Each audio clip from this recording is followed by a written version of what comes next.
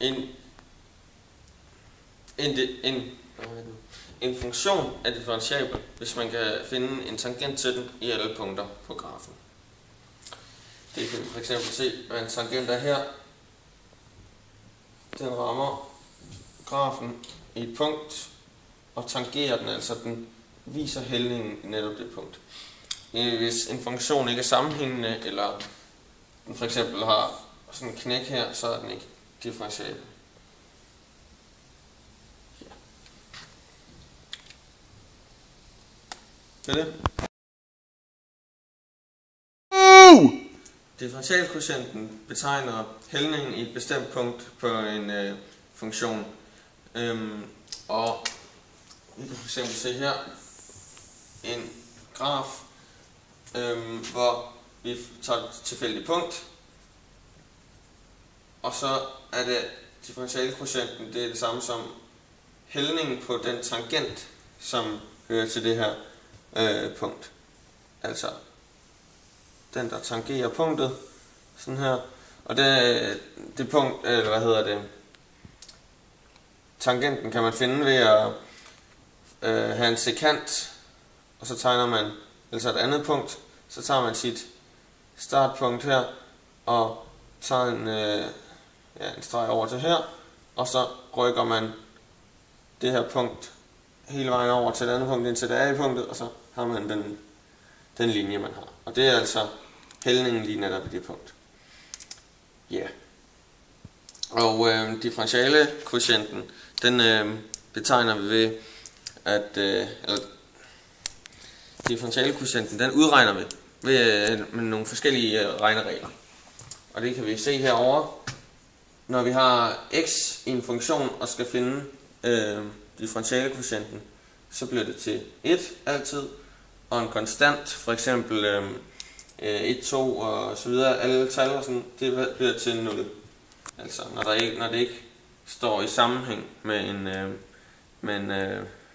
med x eller noget andet. Ja, når det ikke står i, hvad skal jeg sige?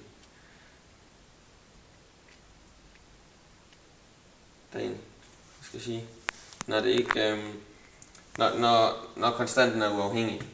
Altså og konstanten, den er 0. Altså den fjerner man bare fra sin differentiale, hvad hedder den? Quotienten. Nej. Jo. Konstanten, den vil være 0, og hvis den altså er uafhængig, hvis den ikke står gange x eller et eller andet, så den er 0, og hvis vi har x opløftet i noget, så siger vi x opløftet i n, så bliver det n gange x opløftet i n minus 1. Det kunne fx være x i anden, så rykker vi 2 ned foran, så vil der stå 2 gange x, og så 2 minus 1, det giver 1, og så skal der ikke stå noget. Så ja. Og så er der en undtagelse her med x. Nej. Og ved en lineær funktion, så ax plus b, så er differentialkvotienten bare a. Fordi det, vi ved jo, har vi lært, at a betegner hældningen på en lineær funktion. Ja. Yeah. Stop. Yes. Ja, igen. Når en funktion fx er givet, og vi skal finde startheden i punktet a, som kan være det her punkt her, så skal vi have fundet et andet vilkårligt punkt, og det er ligegyldigt hvad for det vi finder, og i det her tilfælde der har vi kaldt det n. Så det her det er bare en definition af et punkt, og det er det her som set også. Og når vi har det, så får vi givet det her, at APN det er lige med fx minus fx0 delt med x minus x0. Og det der faktisk sådan står, det der sådan viser her, at APN er, det er bare, at punktet n, det går mod punktet p. Og det så vil sige, det er, hvad a det så er i sig selv, det er, at a det er, lige med fx 0, f-mærke x0. Derfor, så i det her punkt her, der er, A, hældningen. Der finder vi ud af, hvad i det punkt der er A. Jeg har prøvet at 2 sekunder.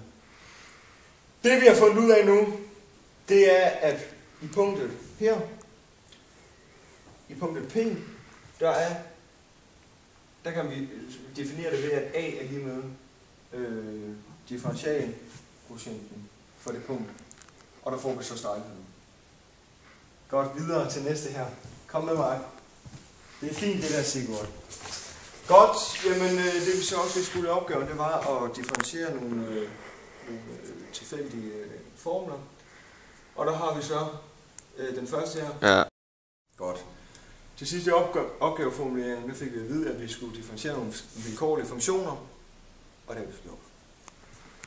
Vi tager den første her, som vi har skrevet. Fx er lige med x i anden plus x minus 12. Og det der så sker, det er ved den første her, x i anden, der bruger vi den tidligere nævnte formel, som Sigurd han har fortalt os, med at vi tager altså det er den normale funktion, og sådan er sæt noget, når den er differentieret. Det vil sige, at vi tager n, det er så i det her tilfælde 2, det kommer nedover, gange x, og så minus 1 heroppe. Så vil sige, at den bliver faktisk bare opløftet 1, som så ikke behøver at være. Næste. Og det giver så 2x. Det giver så, ja, det er rigtigt, det kan jeg lige sige. Det giver så 2x jo selvfølgelig. Så har vi plus x, og det fik vi også set tidligere i videoen, men det er bare at 1x, det er lige med 1. Og så derfor, så har vi jo kun 1x her, så det giver plus 1. Det næste, minus 12, det er vores konstant, og når det er vores konstant, så kommer det slet ikke med i differentialquotienten. Så det skal vi slet ikke have på her. Godt. Så har vi også en hernede med 5x, og det var lidt ligesom heroppe, hvor vi bare kun havde 1 der. Så har vi 5x, så derfor så er det jo så bare lige med 5, når det er differentieret. Så har vi minus 3x opløftet i 9, og der bruger vi den samme hernede igen, hvor at når den er differentieret, så tager vi en ned foran, som i det her tilfælde er 9, og det ganger vi så med 3, giver 27, og så skal man stadigvæk have den her op, som er en minus som 1, så vil sige, vi siger 9 minus 1, og derfor giver det 8. Så det her, det er differentialquotienten, funktionen.